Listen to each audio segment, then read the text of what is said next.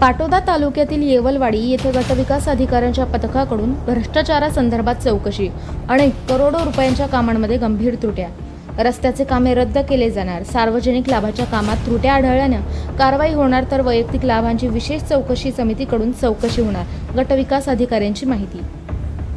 बीडच्या पाटोदा तालुक्यातील येवलवाडी गावात ग्रामपंचायती अंतर्गत येणाऱ्या सार्वजनिक आणि वैयक्तिक लाभांमध्ये कोट्यावधींचा भ्रष्टाचार झाल्याची तक्रार अशोक येवले यांच्याकडून जिल्हाधिकारी, मुख्य कार्यकारी अधिकारी आणि पंचायत समिती गटविकास अधिकारी यांच्याकडे करण्यात आली होती। या दरम्यान तक्रारदाराला जीवे मारण्याची धमकी देत हल्ल्याचा प्रयत्न करण्यात आला होता। या प्रकरणी 3 आरोपींच्या विरोधात पाटोदा पोलीस ठाण्यात गुन्हा दाखल झालेला आहे। या तक्रारीनंतर आज गटविकास अधिकाऱ्यांच्या पथकाकडून पाहणी करण्यात आली। यावेळी गटविकास अधिकाऱ्यांनी सांगितले की आम्ही प्राथमिक पाहणीसाठी आलो होतो। यामध्ये सार्वजनिक कामात त्रुट्या आढळल्या, त्या बाबतीत आवश्यक ती कारवाई करून जे दोषी आढळेल त्यांच्यावर योग्य ती कारवाई करण्यात येईल। वैयक्तिक लाभाच्या बाबतीत सविस्तर चौकशी समिती नेमून चौकशी अंती जो अहवाल येईल त्यानुसार कारवाई करण्यात येईल। रस्त्याचे मस्टर जनरेट झालेले आहेत, मात्र त्याप्रमाणे काम झालेले नाही, ते काम आम्ही रद्द करू। या चौकशीसाठी गटविकास अधिकारी दाखल झाल्यानंतर गावातील अनेक नागरिकांनी तक्रारी केल्या, तर सरपंच आणि इतरांनी संगनमत करून एका कुटुंबात 18-18, 20-20 योजना मंजूर करून त्यांची रक्कम उचलली आहे। तसेच अनेकांना विहिरी देतो म्हणून लाखो रुपये घेतल्याचाही आरोप गावकऱ्यांनी केला। या संदर्भात सरपंचांनी प्रतिक्रिया देण्यास स्पष्ट नकार दिला। आज जे तक्रारीच्या संदर्भाने आम्ही आज जे प्राथमिक पाहणीसाठी आलो होतो, त्याच्यामध्ये हे जे सार्वजनिक कामाच्या ज्या पाहणी केल्या आणि त्याच्यामध्ये त्रुटी आढळल्या, त्या बाबतीत आवश्यक ती सर्व कारवाई करून त्याच्यात जे दोषी आढळले त्यांच्यावर योग्य ती कारवाई करण्यात येईल आणि वैयक्तिकच्या बाबतीत सविस्तर समिती नेमून चौकशी अंती जो अहवाल येईल त्याच्याप्रमाणे कारवाई करण्यात येईल। मात्र तुम्ही जे काय आता रस्ते पाहिले किंवा इतर जे सार्वजनिक काम होते ते जे तुम्ही पाहिले त्यामध्ये कामच झालं नसल्याचा त्यांचा आरोप आहे। तुम्ही पाहणी केली, नेमकं काय परिस्थिती दिसून येते? काम तर आता जो रस्ता जो आपण पाहतोय त्याच्यामध्ये ते कालच्या ह्याच्यामध्ये मस्टर जनरेट झालेले, ते काम अजून चालू झाले नाही आणि लोकांची तक्रार अशी आहे की तो जो दाखवलाय त्याप्रमाणे नाही, तर त्याचे आम्ही हे करून तो रद्द करून टाकू काम। इतरही काही ठिकाणचे रस्ते झालेत, बिलं उचलले गेले, मात्र प्रत्यक्षात काहीच काम झालं नाही असा आरोप आहे। आता काय नेमकं आढळलं? या वर्षीचे जे काम आहेत त्याच्या अजून कुठले ते म्हणजे ह्याला आलं नाही, ते म्हणजे रेकॉर्डिंगला आलं नाही किंवा आमच्यापर्यंत बिलं पण आलेले नाहीत।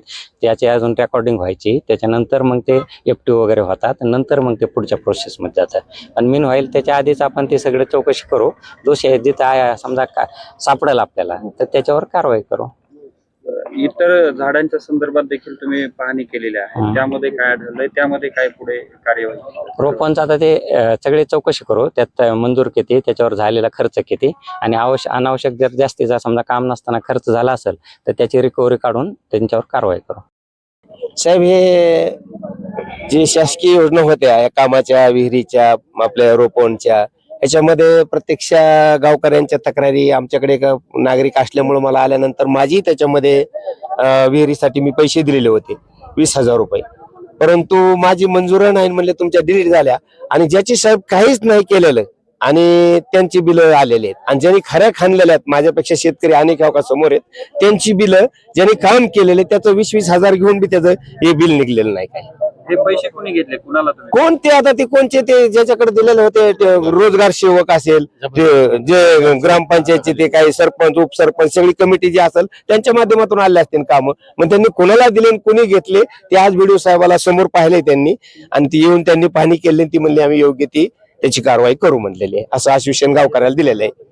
BDO साहेबांना मी पत्र दिलं, प्रथमतः मी त्यांचा आभार मानतो आल्याबद्दल वेळेत, आणि त्यांनी जेवढी चौकशी केली त्यात काय बोगस रोपवण होतं, सगळे शाळेंच्या भिंती, याची पूर्ण चौकशी करून साहेबांनी संपूर्ण गावकऱ्यांच्या समोर ह्याच्यावर बोगस विहिरी असतील, गायगोटे असतील, यांच्यावर समिती नेमून पत्र देऊन लवकरात लवकर चौकशी करून कारवाई करू असा शब्द दिलेला आहे।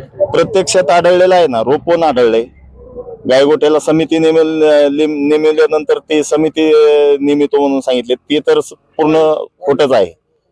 एकूण किती मोठा भ्रष्टाचार आहे? वेगवेगळे साधारणतः 200 विहिरी येतात बोगस। मी विहिरीसाठी पैसे दिले 20,000 रुपये, पुन्हा जिओ टॅग केली 3,000 रुपये दिले आणि त्याचे पैसे नाहीत, काहीच नाही, आता डिलीट झाली। ही लोकाला 2-2, 10-10 मिळाल्यात आम्हाला आमचे पैसे देऊन बी डिलीट कसं काय झाली. बीडीओ साहेबांकडे आज तुम्ही काय याबाबत तक्रार केली का किंवा त्यांना हा प्रकार सांगितला का तुम्ही? प्रकार सांगितलाय, तक्रार दिली, काय कारवाई करू म्हणले?